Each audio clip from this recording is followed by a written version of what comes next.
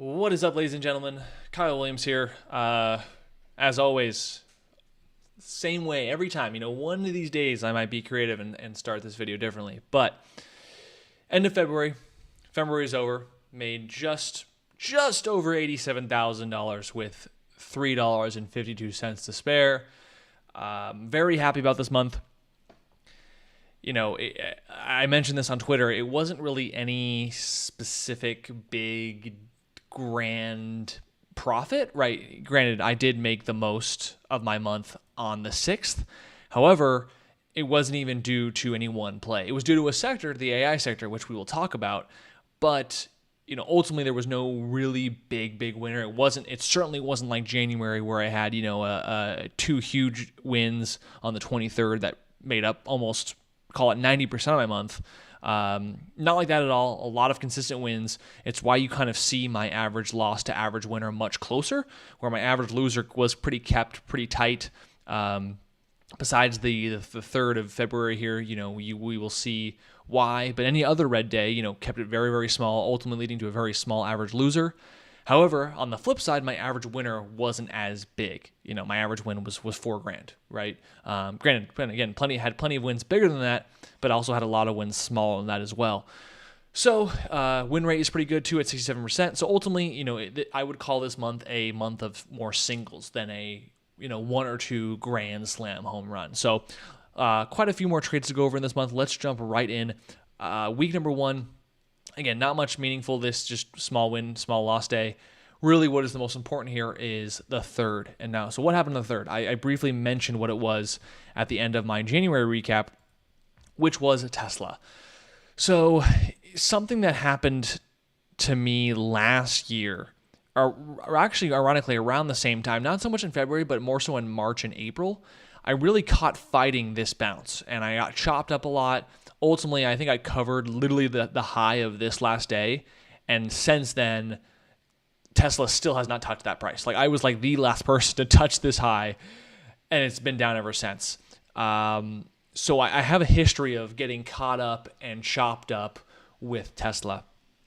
And for whatever reason why I keep coming back, I don't know. I think it's because at some point I end up being actually right. I end up actually having a correct read on the stock. The problem is the patience that I need to actually time it correctly without taking so many losses on the front side. So one of the things that happened and ultimately why I lost so much is because I actually made money here in January. I think I talked about that in the January recap. But as I kind of got comfortable and confident with it here, it led me to then going down the rabbit hole of taking too many attempts. And it's all blur really to me. Unfortunately, I really don't remember a lot of these losses I took. A good thing is a lot of them were 2, 3K, 4K losses at the smallest. The problem was where I really just kind of lost it and lost discipline for a quick second, ultimately led to a much bigger loss, which is on the 3rd of this day. So the key here is I wanted to look for a day that a sign of weakness, right? I try to, as much as I tried to be specific about picking an entry, it still wasn't specific enough. And so for me, I thought the fact that it was gapping down the first time in this run, at least since these last 3 or 4 days, again, we're up from 100 or we're at $100 at the beginning of the year, now approaching 200. It was just a huge bounce. I thought some kind of air would need to come out of it. And so we were gapping down, and I thought to myself, great, this is a great opportunity, especially after wicking super hard on the 2nd.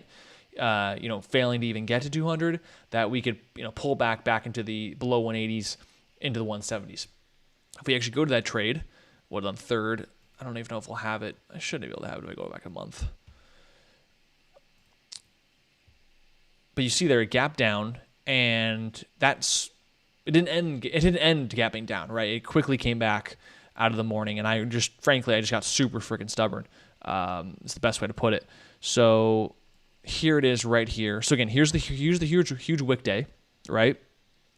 Big wick, couldn't reach 200. I'm thinking to myself, great, this is the backside. It's going to pull back.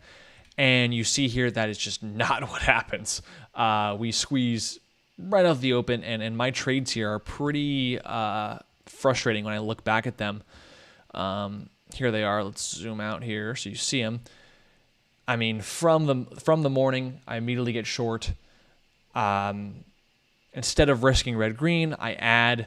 And in my mind, I'm thinking like, well, I wasn't risking a key level to begin with. Again, partially why I didn't even cut it, because in my mind, I knew the real number that mattered was like the high from yesterday, which was, what was it? It was like 190 something.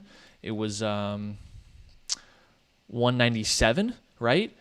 If not 187, also 200 should have been that level, right? I was kind of thinking that's really the risk I should be playing off of. And so what do? I kind of take the same size I have and just increase my risk higher. Not a good idea, right? Ultimately, I knew if I stopped at 200, it still would have been a manageable loss. It would not have been a disastrous trade that I've never taken or seen before. But clearly, I ended up losing 17 grand on this trade. Still too much, right? It should have been well under 5 figures. If it was 10, that would have been okay. But to really like take as much size as I did and then change my risk from I don't even know, from red green to the 190s, then from previous high day, and then the 200 in my head, without downsizing is like the mistake. And ultimately, you see me actually end up cutting it before it even broke the last day, or actually when it broke yesterday's highs. Because I thought to myself, like, I finally came to the realization, like, what are you doing? You changed your plan. You didn't adjust your plan by downsizing to the the actual accurate risk size per distance to your stop. And so I just cut it. Tried it one more time late day because it looked weak. Ended up news coming out that I think Elon is no longer liable for his tweet where he said he's taking Tesla private at 420 or whatever it was. You remember that whole kind of not scandal, but scenario that played out. He kind of came out saying he's not going to be liable for that, I'm pretty sure. So that spiked the stocks. I was like, no, like I do not want to deal with this. So I covered. Again, lost like maybe an extra $1,000. So overall, 17 grand on this ticker.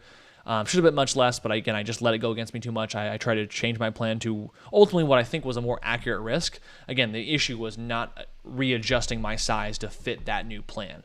So again, took that loss. It sucks. It's not fun, but again, it's on the bright side. I looked at it on the bright side in the sense that it could have been much worse. I could have been in no way did I feel like I was fighting. It was just a matter of, again, like I said, changing a better risk level that I should have had from the beginning, and unfortunately didn't readjust my size in the process of readjusting that better risk level. So that's that. However, I actually do end up I finally end up nailing Tesla later, which we'll go over later in this video. But really the biggest day, like I said, on the 6th, this was because of the AI sector. So those who are watching the AI sector, AI here, artificial intelligence, the whole ChatGPT thing is kind of caught wind, and that really ignited small caps with AI being a hot kind of topic. And so AI kind of being the leader, right? Literally in the name AI, they got a pretty cool ticker there, is really the leader of this run, right? It was starting at the beginning of the year down near 11, hit a high of nearly 31.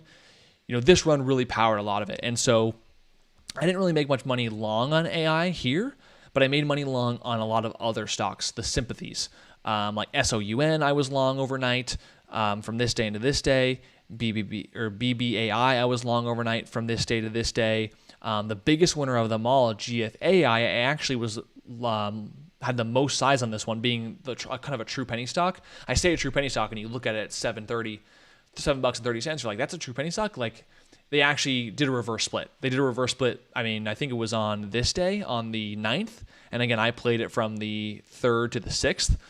So literally right before they did a reverse split, this thing was once at 30 cents. Now it's at $7, right? So it was kind of the crappiest of the crap, which again, if you've traded penny stocks long enough or small cap stocks long enough, you know some of the crappiest ones go the furthest, ironically. So I did actually make of the 55K I made that day, 25 of it was GFAI, which is what you see here on the biggest profit day. So GFAI was, if there was one big winner that I had this month, it was GFAI. And so let's go into the actual trade again. Let's see. And so for those who, oh gosh, that shows the reverse split here. That's funny. Let's see if it'll show it here. There we go. Actually, this is good.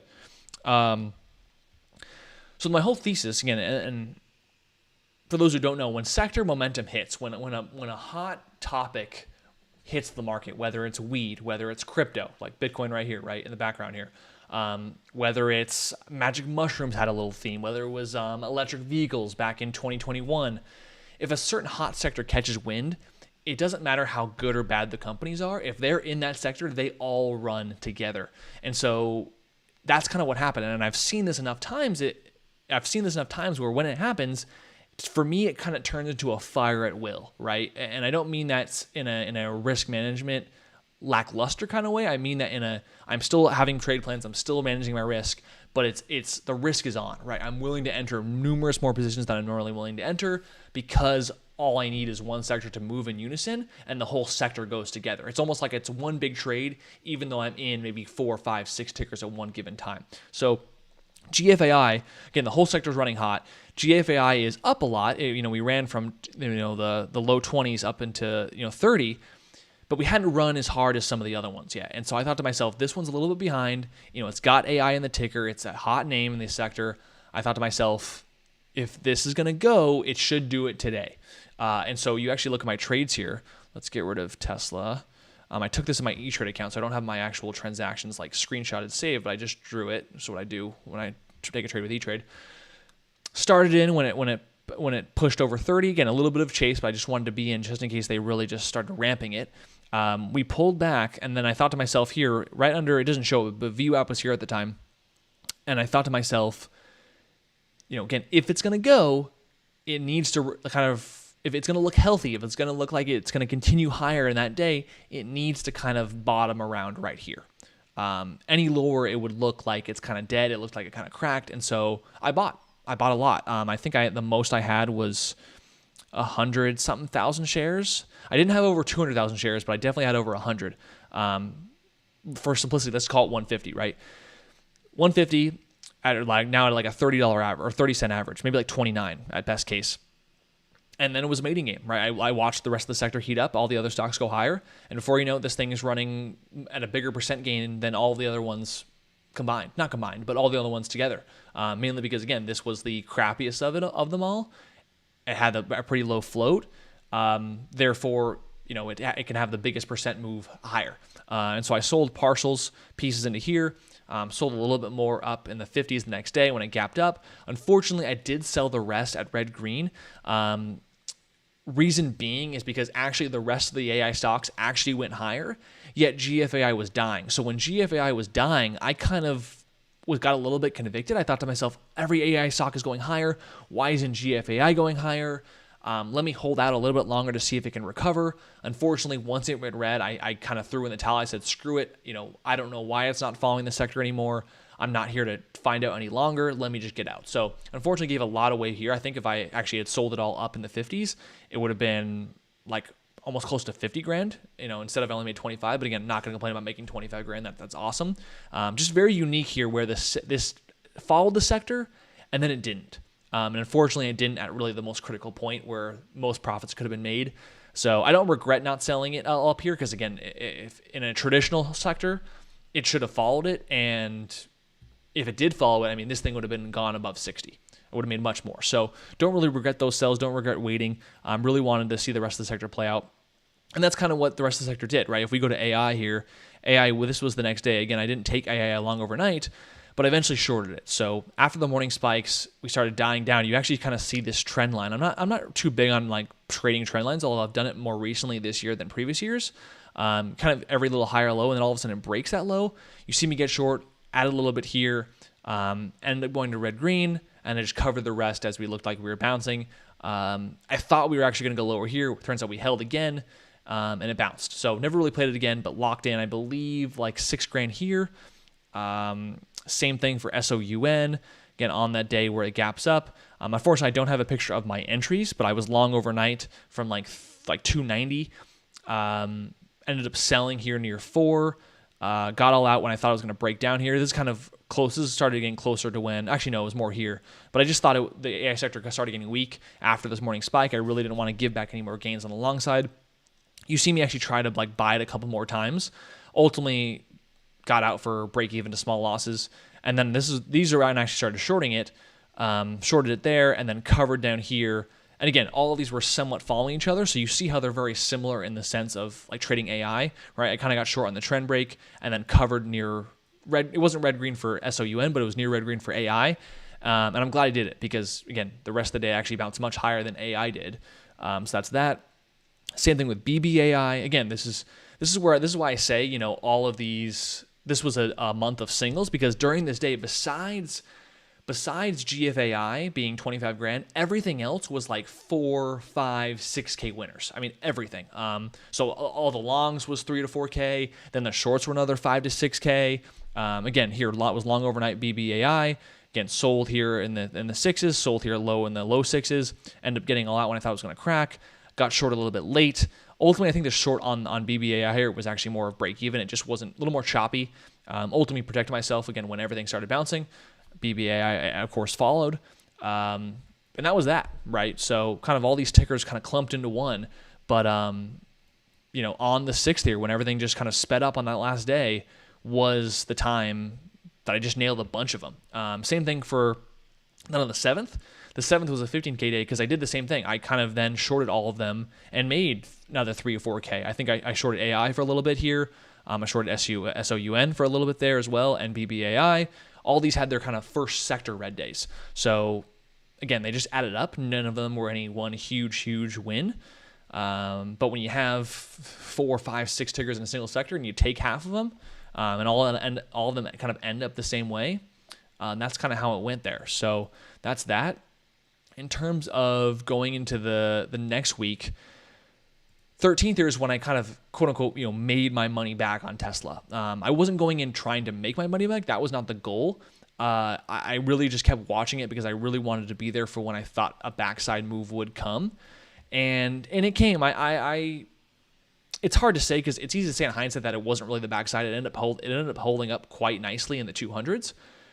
But, this little 3-day pullback from, the 210s as high as like 214 all the way down to the 189 area, this was the move I caught. I honestly, I actually thought it was going to go much lower. I thought if I was going to hold it for 2 or 3 weeks, I would have been able to get it out in the 160s, 170s. But I'm so glad I listened to myself on this last day here, which I'll go over in a minute, to just get out, because had I not, it would have gone right back to my entry and would have been a whole other mess that I had earlier, like I said, and previously in this video, talking about my first loss on it. So if we go into the intraday here, and really, and actually something I want to know before we go into the intraday, I want to go to the daily. Something to note about Tesla that I learned, again, and I mentioned it briefly when I took the loss, is looking for a trend change. And I thought I had found it, but really, it showed up much differently than what I realized. So if you notice here, it bottomed right at 101.81, right on the 6th of January. And pre-market, when it was gapping down like this, it looked like it was going to break 100. It looked ugly, right? To gap down from 110 to 102, in my mind, I think in everyone else's mind, it's like, oh my God, this is going to break 100. And it doesn't. It ends up being the low. And then 100% later, we're at 200. And so quite the opposite happened on the flip side, where it gapped up huge. I remember seeing it at 200 and then gapping up to 207. I'm like, oh my gosh, this thing's going to go to 220. This thing's going to go to 230. The bounce is going to keep going. We might be up 150% on this whole move, right? Just because there's a peak, whether it's greed or fear in one direction or the other. And I quickly realized this as we were kind of fading this day. I quickly realized this is what I should have been waiting for, right? I should have been looking for this kind of, because I trade Tesla so poorly most of the time, whenever I feel like I'm super scared or super greedy, I need to do the opposite, right?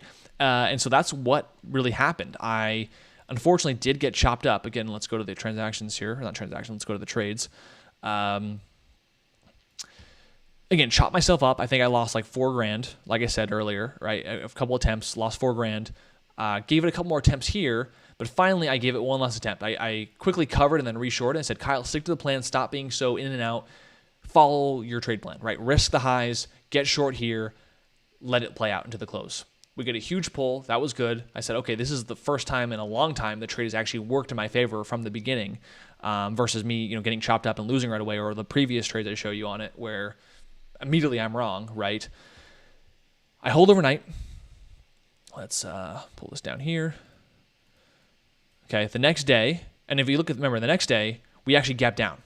So this is the gap that I'm looking for, right? Again, previously when it gapped down and it squeezed right up, that, again, It's easy to say in hindsight that it didn't work. It could have very well worked, but this was the day you wanted. For the reason I said, I was fully everyone was getting greedy up here, and it shifted. There was a bigger shift in the market, a bigger kind of, again, a momentum or personality change than when I took my loss on it. And so you see here, I actually ended up adding very small. I mean, I had like 1,000 shares total. I think I added 200 shares here. I really could have. Unfortunately, if I hadn't exhausted myself so much on it after losing 17 grand on it and then losing multiple 2, 3K, 4 losses on it, I could have very well much shorted like another extra 1,000 shares of this, risking red green, which was like I think 209 or whatever, 208. Could have had a much better, like really tight risk reward, much bigger size, and taken it all down to the 193, a whole like $10 a share, and would have made well more than I could have ever lost on it. Let alone what I ended up making on it. But again, because I was so kind of exhausted, because I was already kind of on edge of even giving it one more chance as it was a very small ad when it should have been really the biggest and best time to add. Again, it's a classic example of just exhausting yourself on the front side, and once the backside comes, you don't have the juice, you don't have the emotional capacity or energy to be willing to put risk on. And so that's really what the case is here. Again, trading wise, it was great. It worked out great because I took small size, but I can't help but think if I didn't exhaust myself, I could have easily taken, instead of 200 shares here, I could have taken an extra 1,000 or 2,000 shares here and made 30 grand on $10 a share. Anyways, not the worst thing in the world. Still held overnight. So again, that one single ad was 200 shares. That cover was 200 shares. I still had this main size on, right? And so if we cancel out here, then we get to the last and final day, which was this day, right? We panic one more time. And we're now down into the 180s. And why do I cover? Why do I eventually actually exit my entire position here and void this bounce, and then actually the next day avoid it from going back into the 200s? Ultimately, in my head, I thought to myself, the original plan was, swing for another week or two, be able to cover in the 170s, maybe even 160s. And then once we started kind of bottoming here, once I realized that, another bigger bounce might come, because again, you got to look at it like this. We really just had 3 full days, really 2.5 days if you want to call it, of straight down with really no huge sign of a bigger bounce coming. I asked myself, if it came back, say in the worst case scenario, it came back to my entry, it came back above 200 and I just gave back all my gains, how would I feel? And the immediate response I got was like, I'd be pissed, right? I'd already been so exhausted from taking so many losses on it. The thought of me giving back and giving away this gain, I couldn't even wrap my head around. I was like, there's no possible way I'm letting that happen. I need to be getting out, especially if I think it's going to bounce. Because again, there's risk reward in terms of the trade when you take it. But for me, I always like looking at the risk reward of, I would call it maybe revolving risk reward. Where's the risk reward at given the current trade? Okay. Again, up here, taking it at wherever I took it at like 210, risking 214, great risk reward. Risk $4 to make almost 20. Awesome risk reward. Okay. Down here in the same size, what? Risking back to highs or risking back to say my entry of 210, which is again $20 a share, to then what? Make an extra 20 down at 170 if I'm lucky, right? Then all of a sudden the risk reward goes from 5 to 1 to 1 to 1, simply because the trades worked. And so I quickly realized again, would I really be willing to give back all my profits just to double them if it went to 170? I said, absolutely not. No way in hell. I am covering and taking my profits. And I'm so glad I did it, because the reality is, and again, in hindsight, you can call it hindsight bias, it never even went to 170. I would have never even gotten that extra risk reward payout. It still has yet to go to 170. Even today, I think some bad news came out for gapping down. Even now, it's back to where I covered. Freaking 2-3 weeks later. So I'm so glad I got out there. Ended up making 16 grand, so made back most of that big harsh loss on the third. So chalk it up to break even / small losses after all the other small losses with it.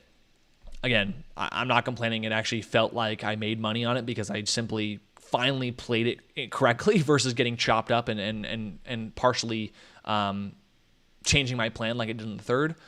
So stoked about that. The rest of the week here, very slow week. Didn't even trade for these 3 days in a row. The 17th here was actually the same trade idea that I actually had a few days throughout this month, which really added up to my profits, which was BBBY. BBBY here, I actually made very little, if not lost money on this big squeeze day. It squeezed really high, and then after hours, they put out the fact that they're going to do an offering with hundreds of millions of shares, incredibly dilutive, disgusting financing. I'm surprised the SEC is even allowing it thus far. Anyways, I didn't really make much money on it. However, because it is so dilutive, because the people who are doing this deal, I think it's called they're called Hudson Bay Capital, has so much shares to sell, any pop this had was like a shorting opportunity. I mean, it popped or spiked 20 cents, short.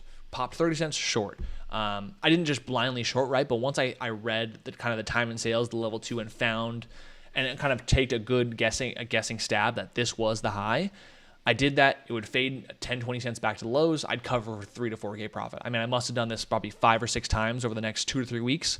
This being the 17th being one day, made 3,500. I think I did it again on the 22nd. I'm pretty sure I did it on the 27th as well. Again, there's no real pattern. It's very rare I would do this, but because I knew there was a lot of dilution going on, because I knew if they ever spiked it, it was to get kind of liquidity back in the stock for them to sell more. I just joined. All I did was join the selling. So I wish there was a more elaborate way to explain that, but like that's just literally what I did, right? And you kind of see this. You kind of look in the daily here. Some of these have little like wicks. I shorted those wicks. So not a huge contributor to my month, but I think overall, over those numerous times I traded, I made like maybe an extra 10 grand, 12 grand maybe. So that was cool to be part of the month. Going into the last full week here, let's see. The only one I can really remember, actually, so again, part of this was BBBY. The other half of this day, I believe, was SRNE. So SRNE is now SRNEQ. The reason being is because they're bankrupt. And when they go bankrupt, they usually get delisted at the OTC. Hence, now it is on the OTC under the ticker SRNEQ. Originally, it was SRNE. I made 4 grand on this ticker. However, I want to note that I kind of screwed it up because of my lack of knowledge that they were going to delist. I knew they were bankrupt, but for some reason, I just did not think it through that they were going to delist. I knew from previous runners that that's what they do, right? If you file for bankruptcy and you want to still be tradable on the market, you go to the OTC. For whatever reason, I just didn't think of when the delist date was. I couldn't really find it, even if I had looked at the time. Turns out it was in a SEC file they had to go digging for. But anyways, I actually don't even have, it doesn't even show the intraday here because it's now SRNEQ. It only has these last 6 days.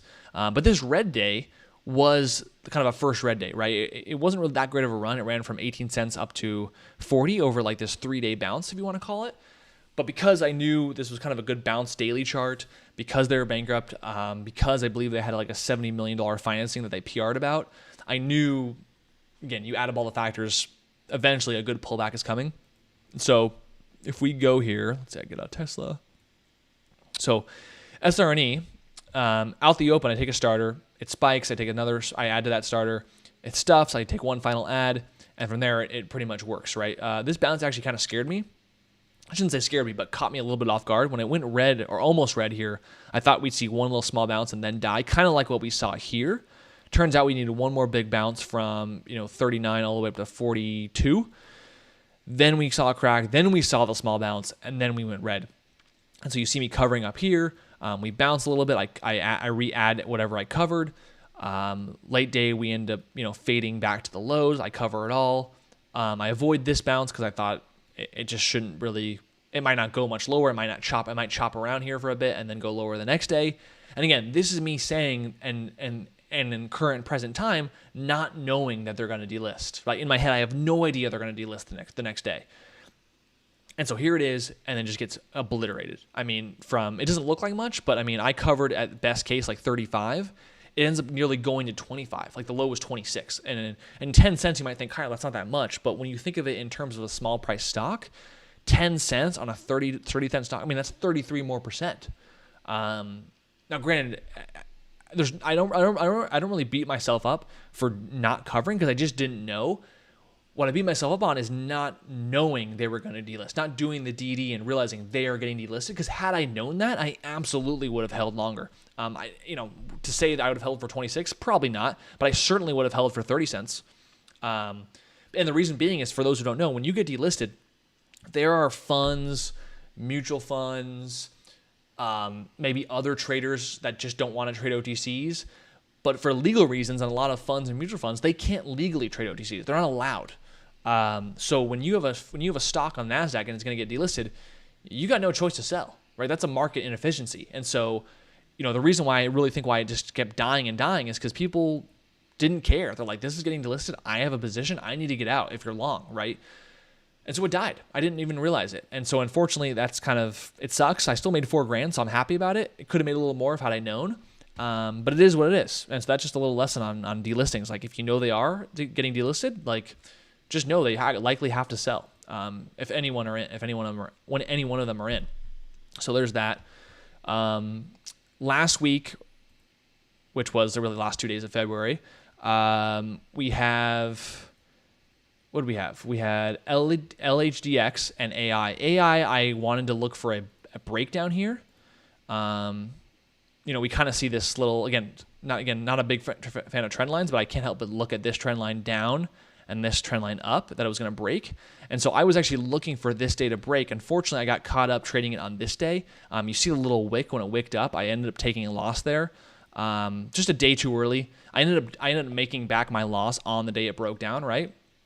On this day, I actually ended up shorting it into this bounce, missing this panic, and then covering it here for small profit, like 4K. Unfortunately, I lost like 3,600 or so, getting short on this day, covering it into the spike because I'm like, oh crap, it's actually going to break to the upside versus the downside. Turns out I was just a day early. Had I shorted this day, would have been great. And mainly because earnings were coming up, and I thought to myself that before earnings actually come out, there might be a little bit of fear in the market. There might be a little, markets don't like uncertainty. There might be some sellers trying to get out before earnings. And I think that's what this was. Now, earnings actually came out and it actually is a positive reaction, so that's cool. Maybe we get another huge AI run, right? Maybe this ends up breaking highs and going to 40. I mean, I have no idea. I'm just hoping because it would reignite the sector, right? But ultimately, that's kind of a small loss and a small win to come break even on that. LHDX is a very similar scenario to SRNEQ, where they are also going bankrupt. But before they did, they decided to PR, which really brought the stock up, and then it squeezed huge. And so something that I did when it did PR and it was up 400%, I thought to myself, this is a huge gap. Like I don't see how. All right, let's get rid of the AI talk. Already talked about that there. A 400% gap on LHDX or LHDX, which is bankrupt. Again, a stock could go up 800%, right? It could go up 900, 1,000%. We've seen it before. But given the factors, given the news, which I thought wasn't really that meaningful, and already being up 400% pre-market, I thought to myself, I'm short biased. I don't think this thing can hold up. And that's kind of what happened, right? Really didn't feel much on this candle here after it stuffed, but got most of my size on this last bounce. Traded sideways, started covering some, reshorted this bounce, covered more here, shorted this bounce, covered some more there, held the rest overnight. The next day, I unfortunately got a little bit greedy. I thought to myself, like, this should go under 40 cents. It should go lower. Again, bankrupt ticker, same as SRNE. It should be able to fade more than just 40 cents, being that it was up from 15 cents. Unfortunately, that's not what happened, right? We look at here from the opening price, really, not opening price, but from like the morning low, we never go lower. We uptrend, we come back green, or we go back green, we come back red, we start consolidating a little more. Ultimately, midday, I realized something is up. This doesn't make too much sense to me. It should not be holding up like this. I need to get out. So I ended up covering mid-50s. Again, I had like a low 60s average, so I still made money on this cover. It gave a little bit back, right? Could have made more money if I covered it down here. But made, I don't know, call it 4 or 5K after covering it all here. Well, what's the great part about it is that I wasn't stubborn, right? I listened to price action. I don't care if it is bankrupt or not. I don't care what the news is. The point is price action was telling me something different. I get out. And ends up squeezing huge, right? It goes from 40 cents at the low all the way up to 118 at the high. And what the great part is that while it was having these huge spikes, I was just scalping each pullback, right? I got short into this push, covered here, got short into this push, risking kind of a buck because I knew it was going to wick a little bit. Not new, but I had a good idea it was going to, and it did. So I covered a little more there. Shorted it again at a lower high when it really kind of blew off to the almost 120. Covered it there.